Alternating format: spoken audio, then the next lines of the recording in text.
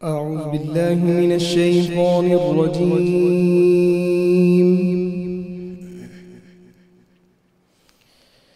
بسم الله الرحمن الرحيم.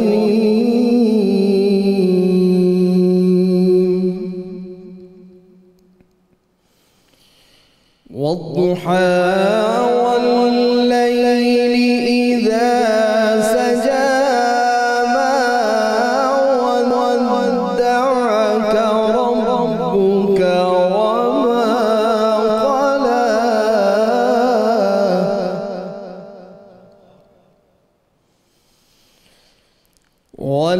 وللآخرة خير لك من الأولى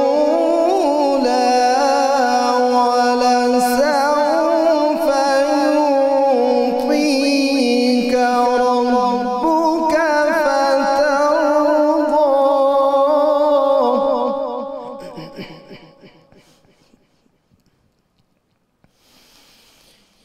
ألم يجدك يتيما فآوى ووجدك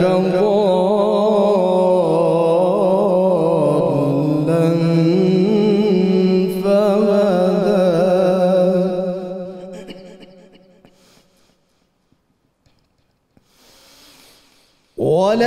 وللآخرة خير لك من الأولى ولسوف يعطيك ربك فترضى. ألم يجدك يتيما فآوى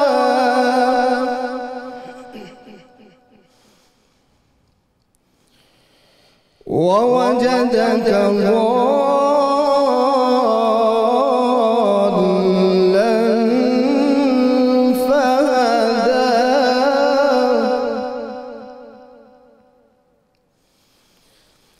ووجدك عائلا فأغنى فأما اليتيم فلا تقهر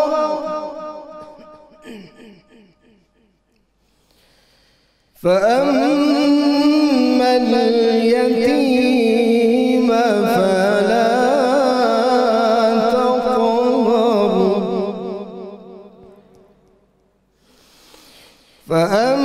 فأما اليتيم فلا تقهر وأما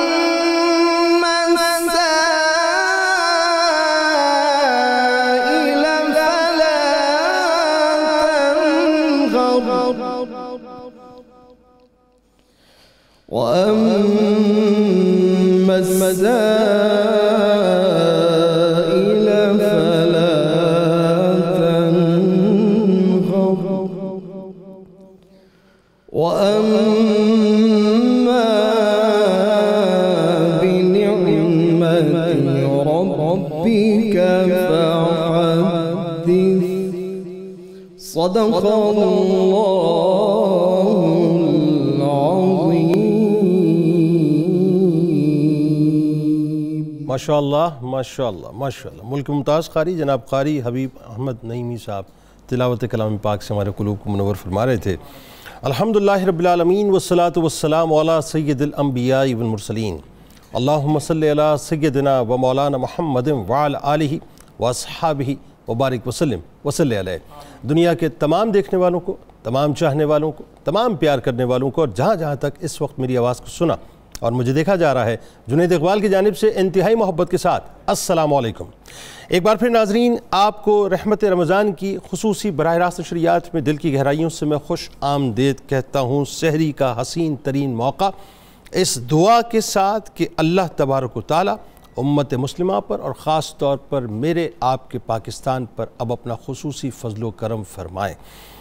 ناظرین کرام، جب حسد کا کینسر انسانی وجود میں اتر جائے، جب حسد کا کینسر انسانی وجود میں اتر جائے تو پھر انسان یہ سوال کرتا ہے کہ اسے اچھا کاروبار کیوں ملا، پھر انسان یہ سوال کرتا ہے کہ اسے اچھی جاب کیوں ملی، پھر انسان یہ سوال کرتا ہے کہ اسے اتنا بڑا نام کیوں ملا، پھر انسان یہ سوال کرتا ہے کہ اسے اتنا بڑا مقام کیوں ملا، پھر انسان یہ سوال کرتا ہے کہ اسے اتنا مال کیوں ملا، پھر انسان یہ سوال کرتا ہے کہ اسے اتنی شہرت کیوں ملی، پھر انسان یہ سوال کرتا ہے کہ اسے اتنی عزت کیوں ملی، پھر انسان یہ سوال کرتا ہے کہ اسے اتنی صحت کیوں ملی، پھر انسان یہ سوال کرتا ہے کہ اتنی اچھی جاب اس کی کیسے لگ گئی، پھر انسان یہ سوال کرتا ہے کہ اتنی اولادیں اللہ نے اس کو کیسے عطا کر دیں، پھر انسان یہ سوال کرتا ہے کہ اتنا بہترین گھر اس کو کیسے ملا، پھر انسان یہ سوال کرتا ہے کہ بہترین گاڑی اسے کیسے مل گئی، پھر انسان یہ بھی سوال کرتا ہے کہ اتنا بہترین بنگلہ اس نے کیسے بنا لیا، پھر انسان یہ بھی سوال کرتا ہے کہ اتنی حسین بیوی اس کو کیسے مل گئی، پھر انسان یہ بھی سوال کرتا ہے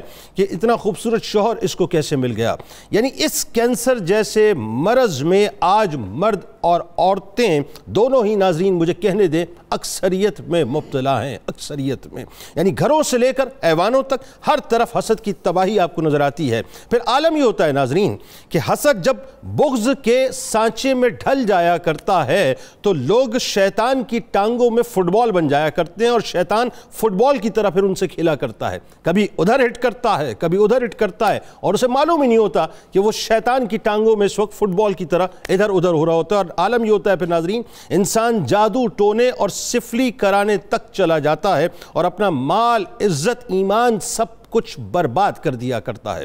ناظرین کرام، حسد اور جلن دراصل وہ کیاری ہے جہاں ناشکری کے کانٹے دار بیلیں اگتی ہیں، جسے انسان تعفن زدہ پانی سے سیراب کرتا ہے، پھر نفرت اور عداوت کے بیج اس میں ڈالتا ہے اور آپ سمجھ سکتے ہیں ناظرین اس کے نتائج پھر کیا نکلیں گے۔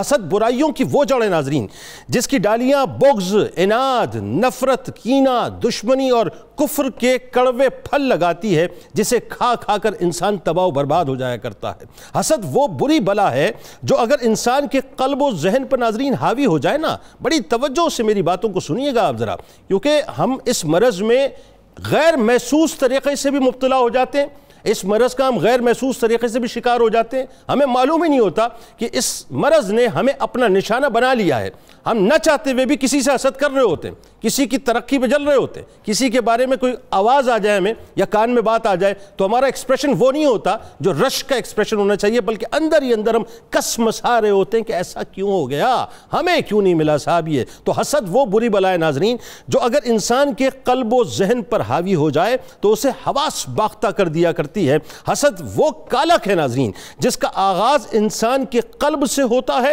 اور جس کا اختتام انسان کے وجود پر ہوتا ہے۔ حسد اور جلن ایک ایسا زہر ہے ناظرین جو انسان خود پیتا ہے اور توقع دوسروں کے مرنے کی کرتا ہے۔ حسد انسان کے ہاتھوں سے لگائی ہوئی وہ بھیانک ترین آگ ہے جو انسان دوسروں کے لیے تو جلاتا ہے مگر اس میں خود ہی جل کر خاکستر ہو جایا کرتا ہے۔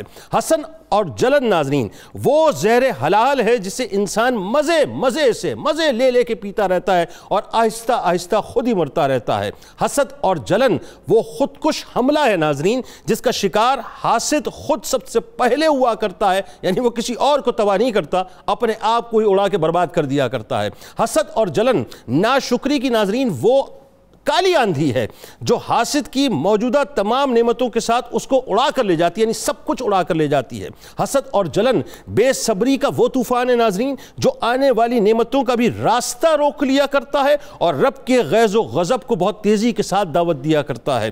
حسد اور جلن ناظرین وہ زمین ہے جہاں انسان دشمنی کی وہ کانٹے دار جھاڑیاں اگاتا ہے جس کے دامن میں صرف اور صرف آپ کو کانٹے ہی نظر آتے ہیں، کچھ اور نظر نہیں آتا، اور وہ بھی زہریلے کانٹے نظر آتے ہیں۔ حسد آپسی محبت، خوشگوار تعلقات اور رشتہ داریوں کے شہد میں ناظرین اس سرکے کی طرح ہے جو رشتوں کی مٹھاس کو مکمل طور پر تباہ کر دیا کرتا ہے۔ حسد کا یہی تو مطلب ہے ناظرین کہ کسی دوسرے کی خوشحالی پر جلنا، ناخوش ہونا اور تمنا کرنا کہ اس کی نعمت اور اس کی خوشحالی اس سے چھن جائے، بلکہ اس منزل پر انسان پہنچ جاتا ہے کہ یہ نعمتیں چھن کر مجھے مل جائیں۔ اور سرکار علیہ السلام نے فرمایا کہ اگلی امت علامتوں کی مہلک بیماری یعنی حسد اور بغض تمہاری طرف آ رہے ہیں. یہ سرکار نے فرما دیا تھا تمہاری طرف آ رہے ہیں. یہ بالکل صفایا کر دینے والی اور مونڈ دینے والی ہے. پھر نبی کریم صلی اللہ علیہ وآلہ وسلم نے واضح کرتے ہوئے فرمایا کہ میرے اس فرمانے سے یہ مطلب یہ نہیں ہے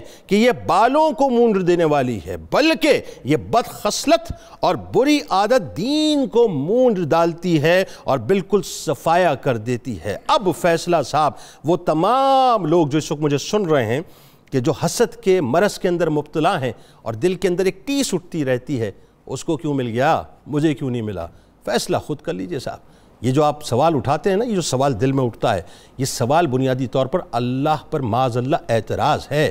اب اللہ پر اعتراض کرنے سے بچ جائیں تو یقین مانیے وہ جو نعمتیں ہیں نا، نعمتیں جو اللہ نے آپ کو دی ہیں، اس کو آپ ہیج بھی نہیں سمجھیں گے، اور جب اس کی قدر کرنے لگیں گے تو اللہ تعالیٰ آپ کو مزید نوازنا شروع کر دے گا. آغاز کرتے ہیں. 3 شخصیات ہمارے ساتھ موجود ہیں جو یقیناً کسی بھی تعارف کی محتاج نہیں. پہلی شخصیت ممتاز عالم دین ہے، ہماری بزرگ شخصیت محترم جناب پروفیسر محمد سعید احمد خان صاحب تشریف فرمائیں. دوسری شخصیت ہماری بزرگ شخصیت ممتاز اسکالر جناب ڈاکٹر شبیر احمد جامی صاحب موجود ہیں. اور تیسری شخصیت ممتاز عالم دین خوبصورت گفتگو کرتے ہیں جناب علامہ اشفاق احمد مدنی صاحب موجود ہیں. تینوں آپ کو السلام علیکم، خوش آمدید. اور میرے دائیں جانب میرا بھائی پرنس آف قوالی کہوں تو غلط نہ ہوگا، اس پروگرام کی جان جناب شیر میاں خان صاحب اپنے ساتھیوں کے ساتھ موجود ہیں. آپ کو بھی خوش آمدید. السلام علیکم.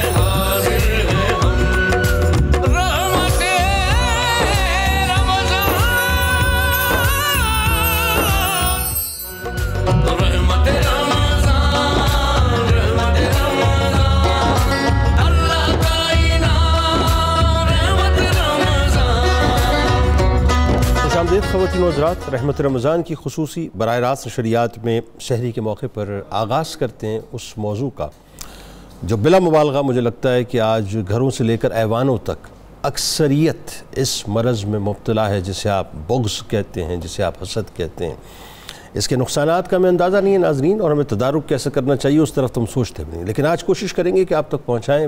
کوشش کیجیے گا دل کی سماعتوں سے ہماری بات کو سنیے گا، اور اگر تھوڑی سی بات بھی سمجھ آ جائے تو پھر وہی بات ہے کہ ہم سب کو مل کے اپنی اصلاح کرنی چاہیے. پروفیسر صاحب، قرآن کے بارے میں ظاہر ہے قرآن حسد کے بارے میں جو بتلاتا ہے اس میں خاص بات میں چاہتا ہوں کہ وہاں سے آپ آغاز کیجئے. ایک تو یہ کہ قرآنی آیات سے حسد کے بارے میں بتائیے ہمیں. آسمانوں پر پہلا حاسد شیطان، زمین پر پہلا حاسد قابیل. اب ذرا بتائیے کہ قرآن کیا کہتا ہے اس حوالے سے. بسم اللہ الرحمن الرحیم. اللہم صلی وسلم علی حبیبک المکرم وعلی آلہ المحترم. رمضان المبارک کی ان بابرکت ساعتوں میں، ان برستی رحمتوں میں آپ نے جس خوبصورت انداز میں ایک معاشرتی بیماری کی طرف توجہ دلائی ہے، جزاک اللہ. پروردگار عالمین ہمیں اس باطن کی، اس سینے کی اس بیماری کو جو عقل اور دل کی تمام تر صلاحیتوں کو حسم کر کے رکھ دیتی ہے، محفوظ رکھے. آمین آمین آمین. اس کا کتنا بڑا شر ہے کہ پروردگار عالمین خود بندے کو تعلیم دے کہ یوں کہو کہ اے اللہ میں تیری پناہ مانگتا ہوں من شر حاسد اذا حسد. اللہ اکبر. حسد کرنے والے کے شر سے جب وہ حسد کرنے پر تل جائے. اللہ نہ کرے کہ کسی کے دل میں یہ کینہ، یہ بغض حسد کی صورت میں پیدا ہو، ورنہ ہم نے دیکھا جس طرح آپ نے کہا کہ آسمان سے شروع ہوا اور کیا تباہ کاریاں لایا. کیسے پیدا ہوا؟ قرآن کریم کا مطالعہ کرنے پر ہمیں سمجھ آتی ہے کہ جب اللہ رب العزت نے فرشتوں کے سامنے یہ ظاہر کیا کہ انی جاعل فی الارض خلیفہ، کہ میں کرۂ ارضی پر ایک نائب بنانے والا ہوں، تو اس موقع پر عزازیل جسے اللہ تعالیٰ نے اس کی خدمات کی بدولت فرشتوں کی سرداری تفویض کر دی کیا تھی، مقام و مرتبہ دیا. زمین و آسمانوں میں کون سی ایسی جگہ تھی جہاں اس نے اللہ کے حضور جبہ سائی نہ کی ہو، ماتھا نہ ٹیکا ہو. بالکل ٹھیک. لیکن اس کے باوجود اس کے دل میں حسد کی آگ بھڑک اٹھی یعنی مجھ سے بھی کوئی سپریم ہے کہ میرے ہوتے ہوئے اللہ کسی اور کو نیابت دے، کوئی اور خلیفہ بنے. وہ اللہ کی تقسیم پر راضی نہ ہوا. اس نے اپنے دل میں ایک بات بٹھا لی کہ میرے ہوتے ہوئے ان کو یہ نصیبہ کیوں ملے، یہ اعزاز کیوں ملے، یہ مجھ سے آگے کیوں جائیں. اور اس میں وہ تنہائی نہیں، اس نے فرشتوں کو بھی اپنا ہمنوا بنانے کی کوشش کی. ٹھیک. کہ جب اللہ رب العزت نے فرشتوں سے فرمایا کہ میں نائب بنانے والا ہوں، تو فرشتوں نے کہا کہ اتجعل فیہا من یفسد فیہا ویسفک الدماء ونحن نسبح بحمدک ونقدس لک. اے اللہ، قال انی اعلم ما لا تعلمون. پھر اللہ نے یہ جواب بھی دیا. فرشتے بولے کہ اے اللہ، تو زمین پر اس کو بنا رہا ہے جو فتنہ و فساد کی آگ بھڑکائے گا، خون بہائے گا، جبکہ تیری تسبیح و تقدیس کے لیے ہم موجود ہیں. اب علماء کہتے ہیں کہ ابھی انسان وجود میں آیا نہیں، اس کے وجود میں آنے سے پہلے فرشتوں کی زبان پر ان کلمات کا آنا اس حاسد کی شر انگیزی تھی. ٹھیک. اس نے ان کے ذہنوں کو مسموم کرنے کی کوشش کی. وہ تو پاک تھے، طیب تھے، یعنی اپنی آسمانوں پہ پہلی لابی بنانے والا جو ہے، اور وہ بھی حسد کی بنا، کہیے اپنے حق میں بنانے والا اپنی طاقت و کرسی کے لیے، وہ بھی شیطان تھا. وہ بھی حسد کی بنا پر، اسی اندرونی جلن کی بنا پر کہ کسی اور کو یہ مرتبہ مقام کیوں ملے. بہت کوشش ہوئی کہ وہ حکم پر عمل کرے، سجدہ کر لے، جھک جائے، لیکن اس حسد نے اس کے اندر غرور اور تکبر جیسی لعنت بھی پیدا کر دی. اور پھر وہ اسے اس حد تک گئی، اس حد تک اس نے اسے ذلیل اور رسوا کر دیا کہ اس نے ابا واستکبر وکان من الکافرین، منکر بن بیٹھا. جب منکر ہوا اور حسد نے اس کو اس خواری میں مبتلا کر دیا، تو پھر اللہ رب العزت نے فرمایا کہ فخرج منہا، ان سے نکل جا، تو انک رجیم، تو مردود ہے، ان علیک لعنتی الی یوم الدین. قرآن پاک کے یہ کلمات حسد کرنے والے کو کس خرابی کی نشاندہی کر رہے ہیں. بالکل ٹھیک ہے. اللہ نے جب انسان کا دل حسد کی لعنت میں مبتلا ہو جائے تو پھر وہ اللہ تعالیٰ کی رحمت سے ہمیشہ ہمیشہ کے لیے دور کر دیا. یعنی اللہ نے سب سے پہلے اسے اپنی بارگاہ سے راندِ درگاہ کیا اور روز قیامت تک اس پر لعنت برسائی. اس کو قیامت تک کے لیے کہہ دیا کہ تیرے گلے میں ہمیشہ کے لیے لعنت ہوگی. اب قرآن کہتا ہے کہ اس بدبخت نے جب اپنے حسد کی بنا پر اپنے لیے یہ ذلت اور رسوائی لے لی، تو اس نے اللہ کے حضور کھڑے ہو کر چھاتی پر ہاتھ مار کر کہا کہ آدم کی وجہ سے میں بھی ان کو حسد کی آگ میں مبتلا کر کے ان کو لعنت کے قابل بناؤں گا، تیری رحمت سے دور کروں. یعنی بات یہ کہ اب اس کا حسد بغض کے سانچے میں ڈھلا. آپ نے جس درد مندی کے ساتھ ان بابرکت ساعتوں میں لوگوں کے سامنے یہ بات رکھی، ہماری بہنیں، ہماری بیٹیاں، ہمارے بھائی، وہ ذرا غور کریں کہ کہیں انجانے میں ہم اس آگ میں نہ جل جائیں، ہم اپنے آپ کو اللہ کی رحمت سے دور نہ کر دیں، ہمارے گلے میں بھی اس کی وجہ سے لعنت کا توق نہ پڑ جائے. حسد کی بیماری اس طرح سے ان کو لے گئی اور اس نے مدد مانگی اور کہا کہ مجھے قیامت تک زندگی دی جائے. فرمایا انک من المنظرین. اب وہ انسان کے اندر اس طرح سے سرایت کرتا ہے کہ جس طرح خون دوڑتا ہے. بالکل ٹھیک ہے. ان الشیطان یجری مجری الدم، خون کی طرح چلتا ہے. تو اس لیے جب کسی انسان کے اندر حسد کی آگ پیدا ہو، کسی کی نعمت کو دیکھ کر اس کے اندر جلن کی ایک عادت پیدا ہونے کا اندیشہ ہو، تو وہ اس حقیقت کو سامنے رکھ لے کہ اس حسد نے شیطان کو کہاں سے کہاں گرایا. یعنی وہ اس وقت شیطان کا فالوور بنا ہوا ہے. بات آگے بڑھاتے ہیں. اب جو زمین پہ قابیل نے ظاہر حسد کیا، اس پہ آگے جا کے بات کرتے ہیں، لیکن اس سے قبل میں چاہتا ہوں اب ذرا سے یہ بتائیے، احادیث مبارکہ میں بڑا کیٹیگوریکل حسد کے حوالے سے بتایا گیا. تو تھوڑا سا آپ ہمیں رہنمائی کریں لوگوں کی بھی کہ سرکار مدینہ صلی اللہ علیہ وآلہ وسلم نے جتنا واضح طور پہ بتایا، اور پھر یہ بھی کہ وہی پچھلی امتوں میں جو حسد تھا وہ تمہاری طرف آ رہا ہے، یعنی سرکار علیہ السلام نے واضح طور پر پریڈکشن نہیں، مطلب انہوں نے واضح کر دیا کہ آ رہا ہے. اس کا مطلب یہ کہ اب تو ہم اس صورتحال میں مطلب اس پورا معاشرہ میں تقریباً اکثریت میں نظر آتا ہے. بتائیے. بسم اللہ الرحمن الرحیم. بڑی خوبصورت باتیں ہو رہی ہیں. تو حسد کے حوالے سے جو حدیث مبارکہ میں آپ کے سامنے پیش کرنے کی کوشش کرتا ہوں. حضور نبی اکرم صلی اللہ علیہ وسلم نے فرمایا حسد نیکیوں کو اس طرح کھا جاتا ہے جس طرح آگ لکڑی کو کھا جاتی ہے. اس سے اندازہ لگائیں کہ حسد وہ اتنا بھیانک عمل ہے یا رویہ ہے کہ وہ بندے کے ایمان کو بھی اور بندے کے نیک اعمال کو بھی کھا جاتا ہے. تو جس طرح آگ لکڑی کو کھا جاتی ہے، اب آگ جب لکڑی کو کھانے لگتی ہے تو اس میں کوئی زیادہ دیر نہیں لگتی، یہ بڑی تیزی کے ساتھ چلتا ہے. یعنی اشارہ اس بات کی طرف تھا کہ تمہیں جب حسد کا مرض لگے گا اور یہ جب اپنے اثرات لانے لگے گا تو تمہاری نیکیاں یہ ساری کھا جائے گا اور تمہیں شعور بھی نہیں ہونے لگے گا کہ یہ حسد تمہاری نیکیوں کو کھاتا جا رہا ہے. کیونکہ جب ایک دفعہ آگ بھڑک اٹھے پھر آپ اس کو جتنا بھی بجھانے کی کوشش کریں وہ اپنے اثرات مرتب کر کے ہی بجھتی ہے. دوسرا حضور نبی اکرم صلی اللہ علیہ وسلم نے ارشاد فرمایا جی حسد اور اس کے اسباب و نتائج سے روکتے ہو. آپ نے ارشاد فرمایا آپس میں حسد نہ کرو، قطع تعلق ہی نہ کرو، ایک دوسرے سے بغض و عداوت نہ رکھو، پیٹھ پیچھے ایک دوسرے کی برائی نہ کرو، اے اللہ کے بندے آپس میں بھائی بھائی بن کے رہو. ٹھیک. یعنی اس میں دیکھیں حضور نبی اکرم صلی اللہ علیہ وسلم نے حسد کے ساتھ کن چیزوں کو جوڑا.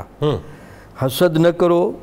اگر تم حسد کرو گے تو سب سے پہلے قطع تعلقی ہوگی، یعنی اس کا پہلا نتیجہ یہ نکلے گا. بالکل ٹھیک. پھر اس کے بعد فرمایا کہ وہ جو حسد ہے یہ بغض اور عداوت کے ساتھ جا کر جڑے گا جی، اور تمہارا یہ حسد اگلے پر واضح ہوگا، اس کو محسوس ہو جائے گا کہ تم فلاں بندے سے حسد کرتے ہو.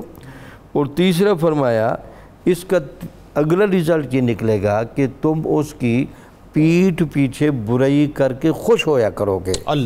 یعنی یہ حسد کے وہ بھیانک ہیں. آپ کہہ سکتے ہیں کہ حضور نبی اکرم صلی اللہ علیہ وسلم نے اس بیان میں وہ ایک جو معاشرتی بندھن ہوتا ہے یا ایک رشتہ داروں کے ایک آپس میں توازن ہوتا ہے اور تعلق ہوتا ہے بھائی بھائیوں کا، وہ سارا اس حسد کی لپیٹ میں آ کر ملیا میٹ ہو جاتا ہے. اللہ اکبر. اس کے بعد حضور نبی اکرم صلی اللہ علیہ وسلم نے ایک حضرت سیدنا انس بن مالک کا ایک پورا واقعہ بیان کیا، وہ ہمارے بھائی بیان کریں گے بڑی ڈیٹیل کے ساتھ. اس کے بارے میں حضور نبی اکرم صلی اللہ علیہ وسلم نے اور بھی کافی تفصیل کے ساتھ بات ارشاد فرمائیں. آپ فرماتے ہیں کہ یہ جو حسد ہے یہ تمہارے نیک اعمال کو بالکل کھا جائے گا.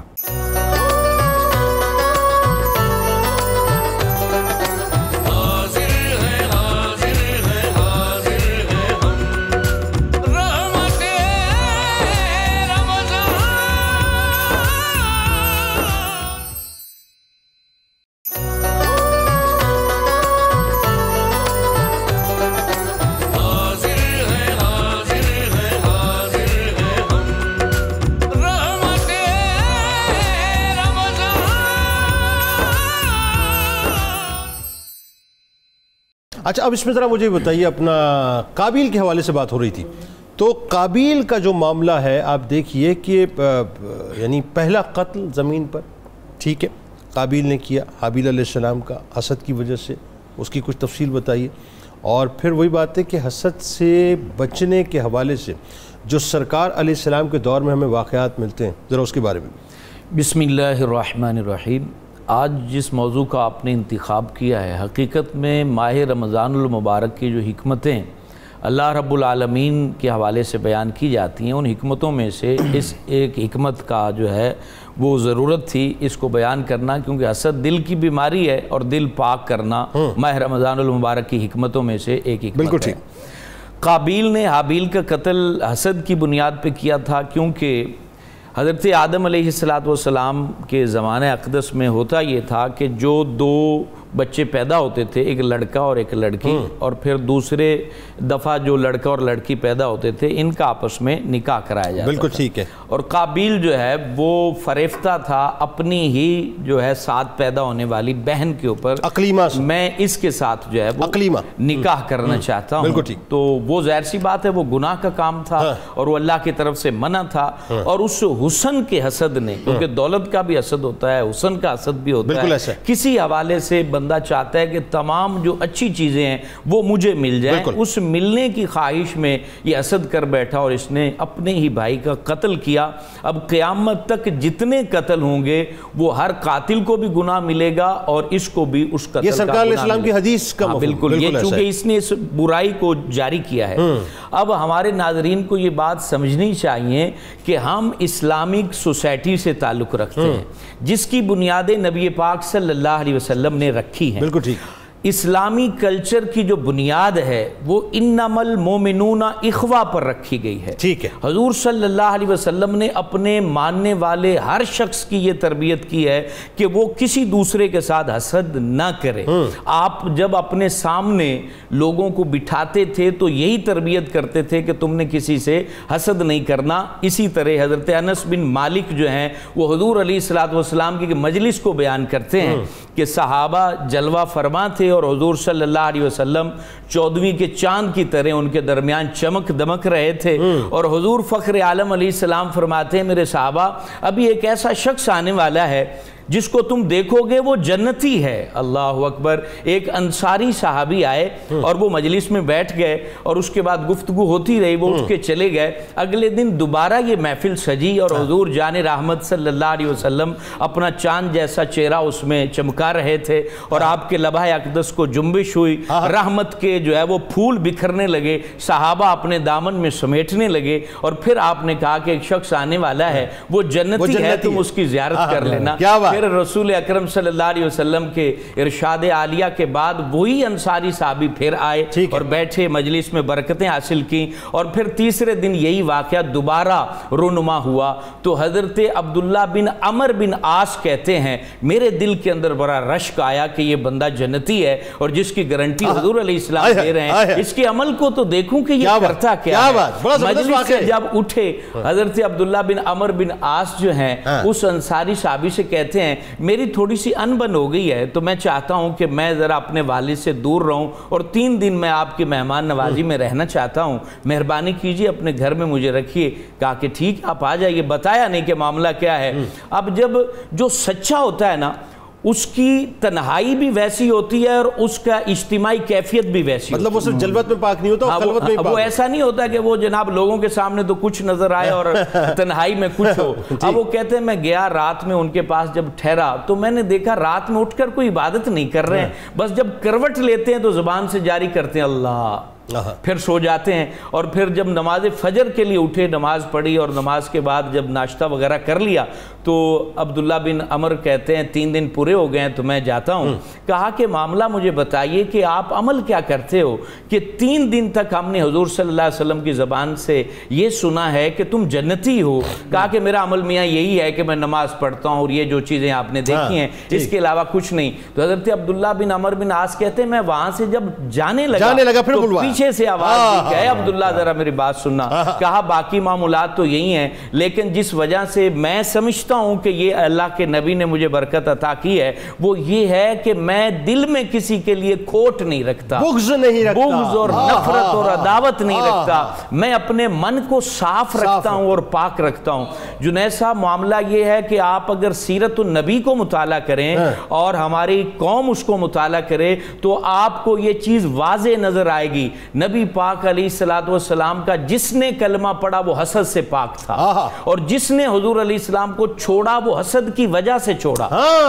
یہ بہت بڑی بات ہے۔ اور جس نے نہیں اپنایا وہ بھی حسد ہونے کی وجہ سے نہیں اپنایا، حسد کی وجہ سے نہیں اپنایا۔ ابو جہل یہی تو کہتا تھا نا کہ ہم میں سے ہم کیسے قبول کریں۔ اب آپ یہ دیکھیں کہ ام المومنین حضرت صفیہ بیان کرتی کیونکہ یہ حوی بن اخطب کی بیٹی ہیں جو بنو ندیر قبیلے کا سردار تھا۔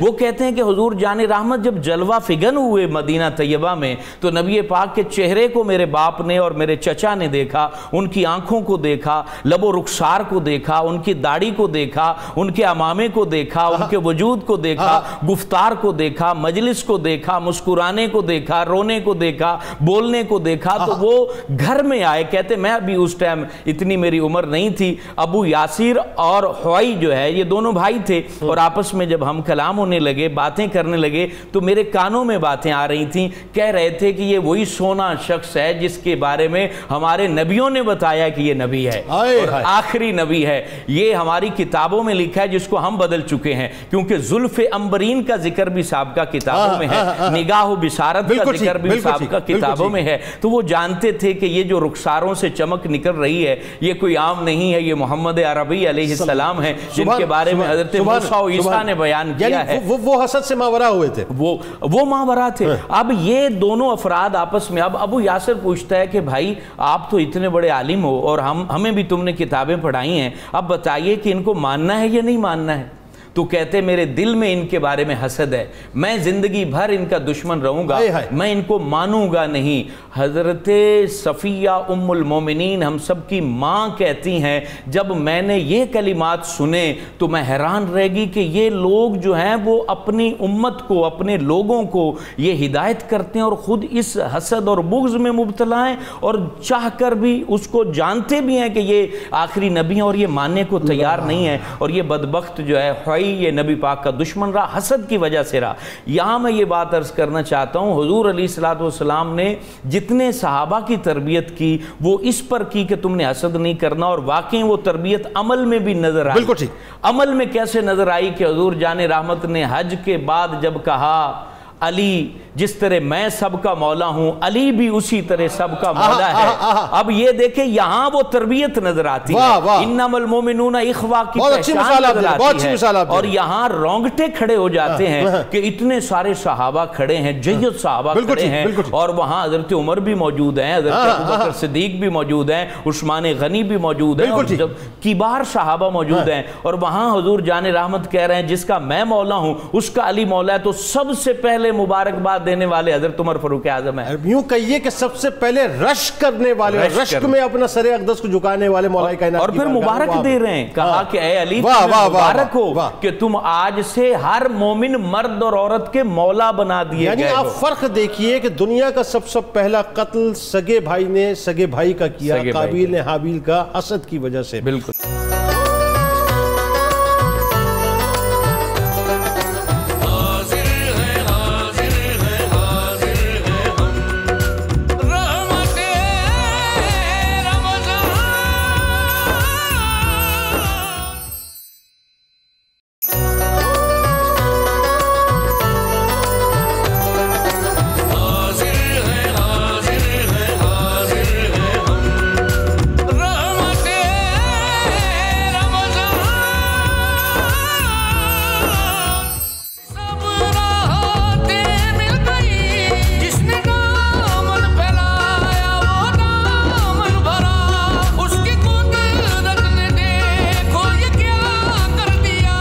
آمدید ناظرین کرام، ایک بار پھر آئیے اسی سلسلے کو جوڑتے ہیں وہیں سے جہاں بڑی زبردست اور یوں سمجھیے کہ نصیحت آموز گفتگو ہو رہی تھی کہ بغض اور حسد کے نقصانات کیا کیا ہیں. آگے جا کر آپ کو اس کا تدارک بھی بتائیں گے، لیکن سب سے پہلے یہ سمجھنا بہت ضروری ہے کہ پچھلی اقوام میں کیا کچھ ہوا، کیا کچھ تاریخ ہمیں بتلاتی ہے. پھر آگے جا کے آپ کو بتلائیں گے کہ ایکچولی یہ مرض ہے کیا اور انسان کس انداز سے اس مرض میں مبتلا ہوتا ہے. پروفیسر صاحب، بات کو میرا خیال ہے اگر ہم وہاں جوڑیں کہ جہاں ایک تو قابیل کا ہم نے تذکرہ کیا کہ حابیل علیہ السلام کو اس نے شہید کر دیا، یہ پہلا ظاہر ہے نفرت کا، بغض اور حسد کا معاملہ تھا زمین پہ. پھر قرآن میں ایک واقعہ ہمیں بڑا تفصیل سے ملتا ہے جسے احسن القصص قرآن کہتا ہے، حضرت یوسف علیہ السلام کا قصہ. اچھا، اس میں ظاہر ہے ان کے بھائیوں نے جو کچھ بھی کیا وہ ایک تفصیلاً پوری ایک داستان ہے، اس پہ ذرا گفتگو کیجئے کہ جو کس طرح سے وہ حسد میں مبتلا ہوئے تھے. اس ضمن میں ہم پیغمبر رحمت صلی اللہ علیہ وسلم کے اس ارشاد کو مد نظر رکھیں کہ آپ صلی اللہ علیہ وسلم فرماتے ہیں کہ کسی بندے کے دل میں ایمان اور حسد جمع نہیں ہو سکتا. اے ہائے، یا تو حسد ہوگا یا ایمان ہوگا.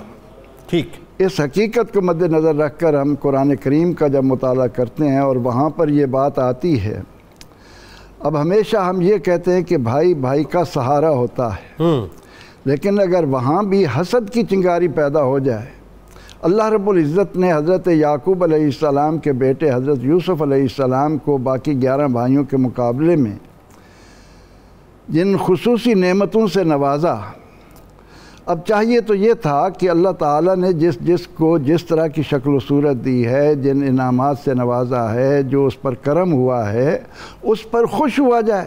بالکل ٹھیک۔ حضور نبی اکرم رحمت عالم صلی اللہ علیہ وسلم کی خدمت میں ایک صحابی آتے ہیں اور آ کر عرض کرتے ہیں کہ یا رسول اللہ صلی اللہ علیہ وسلم دلنی علی عمل اذا عملتہ یحبنی اللہ و یحبنی الناس، یا رسول اللہ مجھے کوئی ایسا عمل بتائیے کہ جب میں اسے بجا لاؤں تو میرا اللہ بھی مجھ سے محبت کرے اور اس کے بندے بھی مجھ سے پیار کریں۔ اللہ تو نبی اکرم رحمت عالم صلی اللہ علیہ وسلم نے اللہ کی محبت کے لیے تو یہ نسخہ دیا کہ اس زمین کو اسی کے لیے چھوڑو، وہی وارث ہے، میری کی رٹ نہ لگاؤ۔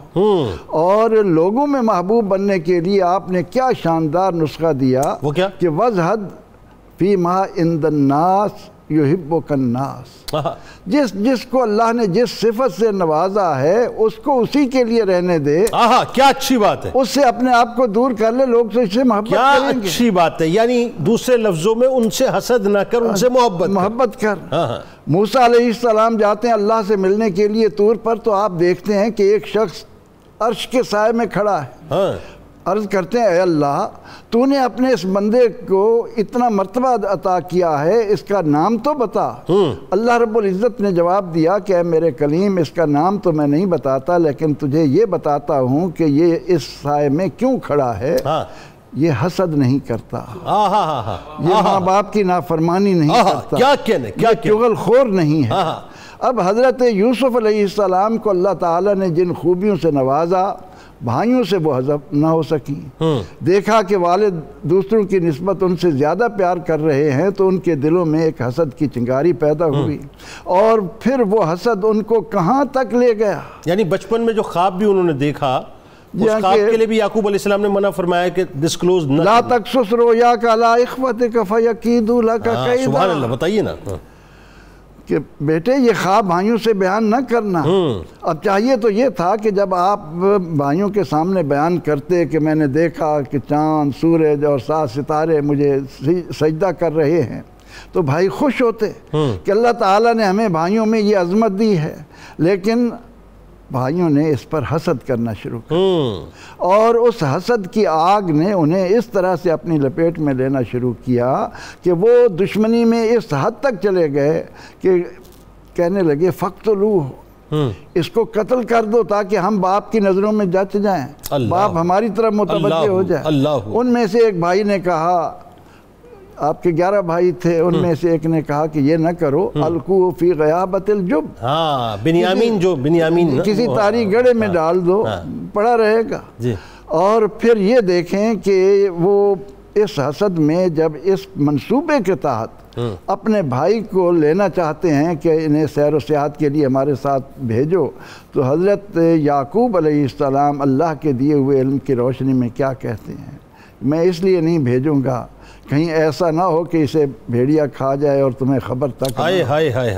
اب بھیڑیے نے تو نہیں کھایا، لیکن بھائی حسد کے مارے اس حد تک چلے گئے کہ انہوں نے یوسف علیہ السلام کو کنویں میں ڈالا اور یہ سمجھا کہ معاذ اللہ ان سے جان چھوٹ گئی، لیکن اللہ رب العزت جس کے ساتھ حسد کیا جاتا ہے وہ دیکھ رہا ہوتا ہے کہ یہ میری تقسیم پر راضی نہیں ہیں، یہ لوگ میری تقسیم سے ناخوش ہیں، اس لیے کر رہے ہیں، اس لیے حسد کرنے والے جلتے رہتے ہیں، اور جس سے حسد کیا جاتا ہے اس کو اللہ تعالیٰ اپنی پناہ میں لے لیتا ہے، اور پھر اسے نوازتا بھی رہتا ہے، اس کی مراتب بھی بلند کرتا ہے۔ کہاں وہ مرتبہ کہ بھائیوں نے کنویں میں ڈالا، بھائیوں نے انہیں بیچا، یوسف علیہ السلام جا کر مصر کی گلیوں میں بکے، حسد کرنے والوں کے حسد کی آگ پھر بھی شاید ٹھنڈی نہ ہوئی، لیکن اللہ تعالیٰ نے آخر کار ان بھائیوں کو محتاج بنا کر ان کے دروازے پر لا کھڑا کیا۔ یعنی غلام بن کے بکے اور آقا بن کے مصر کے جو ہے وہ اپنا تخت پہ کھڑے ہوئے، اور دیکھیں حسد کرنے والوں کو کیا ملا،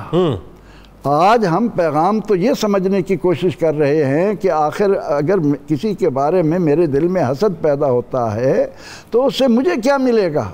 اللہ تعالیٰ نے جس کے نصیبے میں ایک عزت رکھی ہے، وقار رکھا ہے، مال و زر رکھا ہے، اس کے لیے خوبیاں رکھی ہیں، وہ تو اس کو نوازے گا۔ یوسف علیہ السلام کا یہ واقعہ پڑھنے والوں کو، سننے والے کو بتا رہا ہے کہ حسد کی بنا پر بھائی قیامت تک کے لیے ایک بری علامت بن گئے۔ لوگ مثال کے طور پر کہتے ہیں کہ بھائی تو ہیں لیکن برادران یوسف ہیں۔ اچھا، بات آگے بڑھاتے ہیں۔ آپ کے مطلب کا سوال ہے، صوفیہ کرام خاص طور پہ جو حسد کے حوالے سے فرماتے ہیں، یعنی وہاں تو سوائے اس بات کے دوسری کوئی بات ہی نہیں ہے کہ اپنے دلوں کو جو ہے مکمل طور پہ صاف رکھو۔ بسم اللہ الرحمن الرحیم۔ صوفیہ کرام نے رذائل اخلاق سے بچنے کے ایک اصول متعارف کرے ہیں جس کو امام غزالی نے احیاء العلوم میں لکھا ہے۔ وہ کہتے ہیں کہ 4 چیزیں اگر آپ کے اندر آ جائیں گی تو آپ رذائل اخلاق کی تمام چیزوں سے اور حسد سے بھی بچ جائیں گے۔ وہ کیا؟ پہلی ایک چیز ہوتی ہے حکمت۔ ٹھیک ہے۔ حکمت کا معنی یہ ہوتا ہے کہ آپ بات کو اصل گہرائی تک جاننے کا مزاج بنائیں، صرف سطحیت نہیں، عارضی معلومات نہیں، اس کو گہرائی میں دیکھیں۔ دوسری وہ کہتے ہیں شجاعت۔ شجاعت کا معنی وہ یہ کرتے ہیں کہ جب برائی والا کام ہو تو آپ قدم کو روک لیں، جب نیکی کا کام ہو تو اس پر اقدام کریں، تو اس پر آگے بڑھیں۔ اگر یہ چیز آپ کے اندر آ جائے گی تو پھر آپ ان رذائل اخلاق سے بچیں گے۔ تیسرا لکھتے ہیں عفت۔ آپ کی نظر میں، آپ کی سوچ میں اور خواہشات میں پاکیزگی کا پہلو ہو، آپ اپنے اوپر بڑا ضبط کریں۔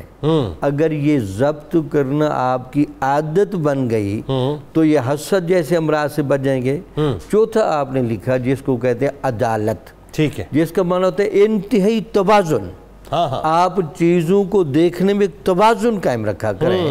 اب ان 4 چیزوں کو ہم اگر حسد کے تناظر میں چیک کریں اور امام غزالی کی فکر سے، بھئی حکمت میں جب آپ یہ بات کو جانتے ہیں کہ یہ نعمتیں دینے والا، فضیلتیں دینے والا یہ اللہ تعالیٰ ہے، تو پھر آپ کی نگاہ اللہ پر رہنی چاہیے، نہ کہ ان نعمتوں پر۔ دوسرا، اللہ نے ان کو کچھ دیا اور آپ کو نہیں دیا، تو جن کو کچھ دیا ہے تو ان کو اس اعتبار سے وہ باز پرس کرے گا، اور آپ کو کچھ نہیں دیا تو آپ کو کچھ نہ دے کر آپ کو صبر کا اجر دے گا۔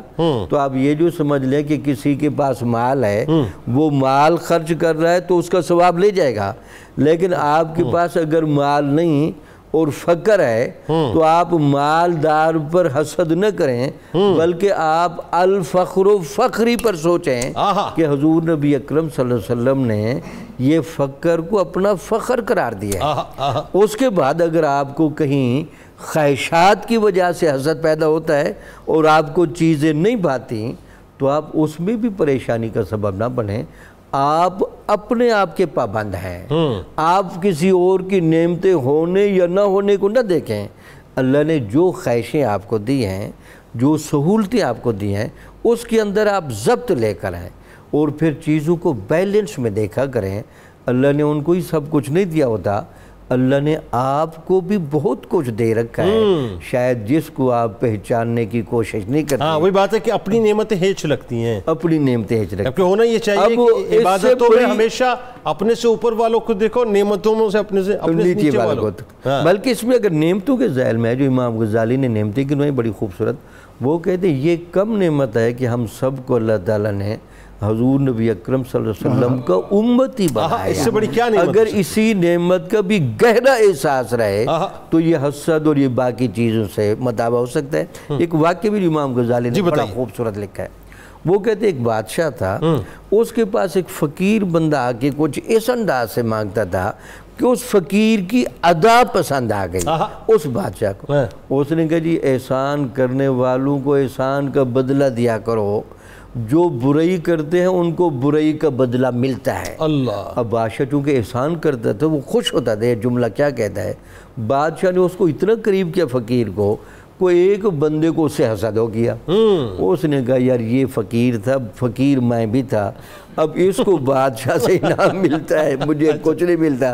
اس کو جب کچھ نہ سمجھ آیا، اس نے اس کی عدم موجودگی بادشاہ کو کہا بادشاہ سلامت آپ نے دیکھا نہیں یہ باتوں میں آپ کو بہلا لیتا ہے لیکن یہ آپ سے نفرت کرتا ہے یہ آپ فقیر کے لیے کہہ رہا ہے اب فقیر بادشاہ کو کہہ رہا ہے بادشاہ کو فقیر کے لیے کہہ رہا ہے جو فقیر قریب ہو چکا ہے یعنی اپنے کمپٹیٹر کے لیے کہہ رہا ہے دوسرے لفظوں میں کہتا ہے جی آپ کے سامنے اچھے جملے بول کر انعام لے جاتا ہے لیکن یہ آپ سے نفرت کرتا ہے اس نے کہا وہ کیسے اس نے کہا آپ کسی دن تجربہ کریں اس کو اپنے قریب بلائیں جب یہ قریب آئے گا تو اپنے ناک کو آپ سے ذرا دور کرے گا ٹھیک ہے اور ہاتھ رکھے گا تو وہ سے میں نے پوچھا یہ کیوں کرتا ہے کہتے ہیں جی بادشاہ کے چونکہ میں کافی قریب رہتا ہوں بادشاہ سے سمیل آتی ہے وہ یہ بدبو آتی ہے تو بادشاہ نے جب یہ سنا تو تھوڑا چونک گیا یہ بات کر کے اس نے پلاننگ یہ کہ چونکہ اس دن وہ موجود نہیں تھے اس دن اس کو کہتا ہے جی آج میری آپ کے پاس دعوت ہے چونکہ کل پتہ تھا کہ مانگنے کا دن ہے اس نے دعوت جب کھلائی تو لہسن والا اچھا خاصا سالن اس کو کھلا دیا اب وہ لہسن کی وجہ سے سمیل آتی ہے اور اس کے فوراً بعد وہ بادشاہ کے پاس لے آیا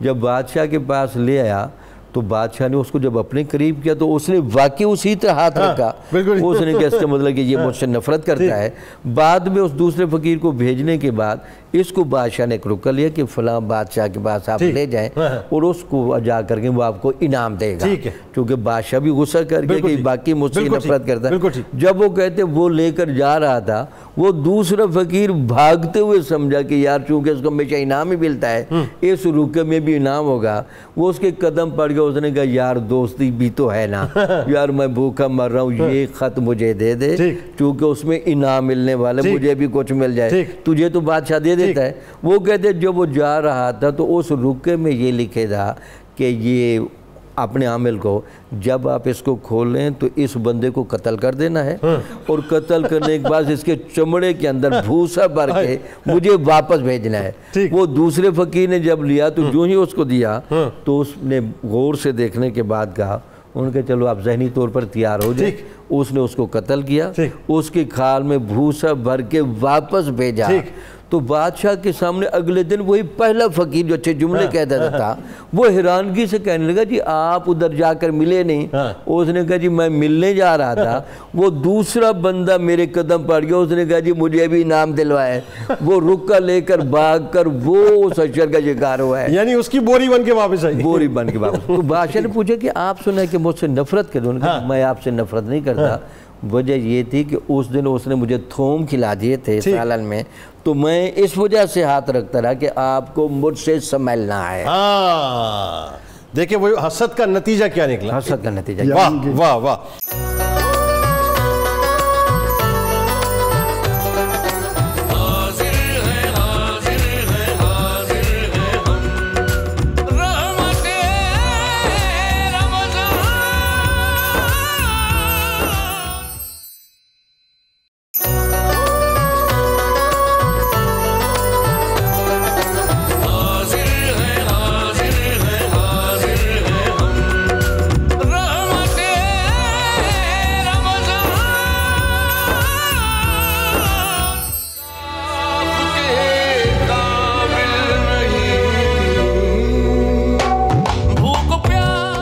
خواتین حضرات ایک بار پھر رحمت رمضان میں ہم بس اسی سلسلے کو وہیں سے جوڑتے ہیں جہاں ٹوٹا تھا کہ ایکچولی یہ حسد کیا ہے بہت سے لوگ اس بات کو سمجھنا بھی چاہیں گے ڈیٹیل میں اور یہ بھی سمجھنا چاہیں گے کہ حسد کے اسباب کیا ہیں یعنی ہوتا کیوں ہے یہ جبکہ اتنا کیٹیگوریکل قرآن اور احادیث میں موجود ہے وعیدیں بھی موجود ہیں لیکن اس کے باوجود جو ہے اس بیماری کو ہم خود آگے بڑھ کے اپنے گلے لگاتے ہیں علامہ صاحب بتائیے ذرا حسد دراصل دل کی بیماری ہے چونکہ یہ دل کی بیماری ہے تو اس کا علم بھی ہونا بہت ضروری ہے کہ آخر یہ کیا چیز کیا ہے تو حسد کیفیت کا نام ہے اپنے دل میں یہ کیفیت پیدا کر لینا کہ یہ جو سامنے شخص ہے اس کے پاس یہ اللہ تعالیٰ کی جو نعمت ہے وہ زائل ہو جائے یہ اس کا پہلا درجہ ہے پہلا تو درجہ میں خیال ہے کہ کیوں ہے کہ مقصد یہ جو اس کے بعد نعمت ہے یہ زائل ہو جائے وہ اسی بات میں کڑتا رہتا ہے کہ یہ اس کو ملی کیوں ہے یہ زائل ہو جائے دوسرا یہ ہے کہ وہ چاہتا ہے کہ زائل ہو جائے اور مجھے مل جائے ٹھیک ہے اور تیسرا یہ ہے کہ مجھے چاہے ملے نہ ملے کسی اور کو مل جائے بس اس کے پاس نہیں ہو مطلب نہ کھیلیں گے نہ کھیلنے دیں گے ہاں بس یہی چیز ہے یہ حسد ہے اور یہ بیماری ہے نبی پاک علیہ السلام نے کہا کہ مومن غبطہ کرتا ہے مقصد رشک کرتا ہے اور منافق حسد کرتا ہے یعنی رشک بری بات نہیں ہے، رشک اور حسد اس کو سمجھنا بہت ضروری ہے۔ رشک یہ ہے کہ یہ ماشاءاللہ اس کو اللہ تعالیٰ نے یہ نعمت دی ہے، کاش مجھے بھی مل جاتی۔ لیکن نبی پاک علیہ السلام نے رشک کے حوالے سے یہ تربیت فرمائی کہ صرف 2 کاموں میں رشک کرنا چاہیے۔ ایک یہ کہ بندے کے پاس حفظ کی دولت ہو، قرآن اس کے سینے میں ہو اور اس کی زبان سے قرآن ہر وقت جاری رہتا ہو، اس سے رشک کریں کہ کاش مجھے بھی یہ سعادت ملتی۔ اور دوسری بات آپ علیہ السلام نے کہا بندے کے پاس مال ہے اور وہ سخاوت کر رہا ہے، وہ بانٹ رہا ہے، لوگوں کو عطا کر رہا ہے، تو کہا اس کے متعلق رشک کرنا چاہیے کہ کاش میرے پاس بھی ہوتا ہو، میں بھی مخلوق خدا میں یعنی اس طرح کا رشک کہ کاش یہ مجھے بھی مل جائے، لیکن ایک رشک یہ ہے کہ اللہ اس کو اور دے، اس کو اور دے، اس کو اور دے، وہ تو یہ تو اعلیٰ ظرفی کی بات ہے۔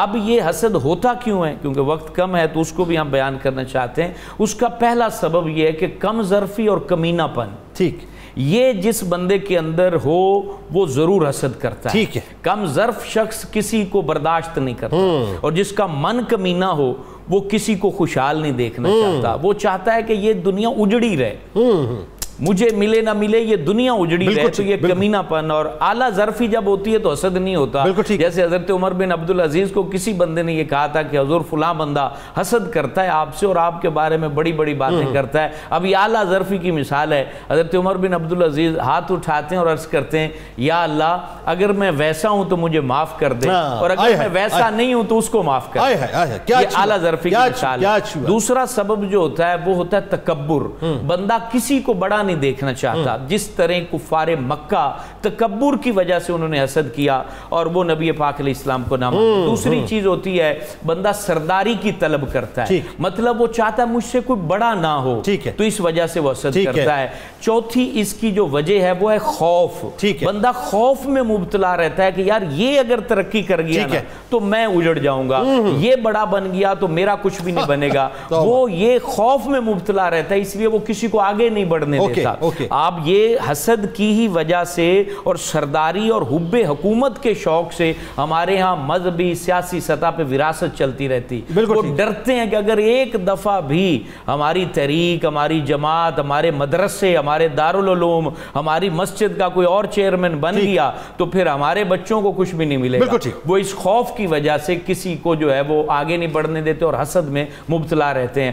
اور جو اگلی بات ہے جس کی وجہ سے بندہ حسد میں مبتلا رہتا ہے وہ کہتا ہے کہ کمالات جتنے بھی ہیں وہ صرف میرے وجود میں ہونے چاہیے، کسی اور کو نہ بولنے کی قوت ہونی چاہیے، نہ اس کے پاس جو ہے نا وہ لہن اچھا ہونا چاہیے، نہ علم اچھا ہونا چاہیے۔ اب دیکھیں نہ دولت ہو، نہ شہرت ہو، اب اسی وجہ سے آپ دیکھیں جو حکمران ہیں وہ آپس میں حسد کرتے ہیں، نعت خواں آپس میں حسد کرتے ہیں کہ اس کا جو والیوم بڑا ہٹ ہو گیا ہے، عالم آپس میں حسد کرتے ہیں کہ اس کی زیادہ ڈیٹیں لی جاتی ہیں اور یہ زیادہ محفلوں میں جاتا ہے۔ اسی طریقے سے ہر شعبے میں حضور، ہر شعبے میں یہ تو آپ ظاہر ہے آپ چونکہ آپ اپنے شعبے سے ریلیٹڈ بات کر رہے ہیں نا، بالکل آپ کہیں بھی چلے جائیں، یو نیم اٹ، مطلب یو گیٹ اٹ، ایسی بات ہے کہ ہر شعبے کے اندر یہ معاملہ ہے۔ انفرادی طور پہ جو اس کے نقصانات ہیں اب ذرا وہ بتائیے کہ جب ایک شخص حسد میں مبتلا ہوتا ہے تو کس حد تک وہ نقصان اپنا کر بیٹھتا ہے؟